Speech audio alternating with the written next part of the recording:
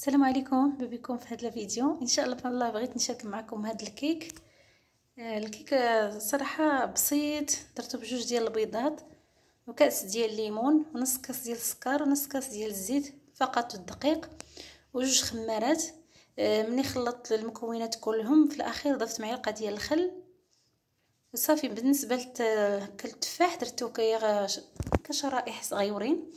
التفاح باش ما ينزل لكم القاع ديال الكيك ضروري انكم ديروه شويه في الدقيق باش يبقى طالع على هذا الشكل. نتمنى ان شاء الله الفيديو يعجبكم ينال الاستحسان ديالكم. هيا البنات راه كتجي صراحه زوينه وكتجي رطبه. كي قلت لكم غير بجوج ديال البيضات. غادي نعاود لكم المقادير.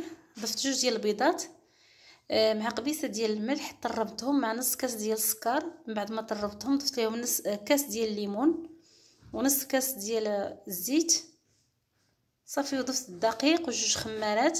ملي خلطت المكونات خليت الخليط شويه يكون ثقيل، ضفت ليه معلقه ديال الخل صافي، ودهنت المول ديالي هكايا بالزيت ورشيته بالدقيق خويت الخليط.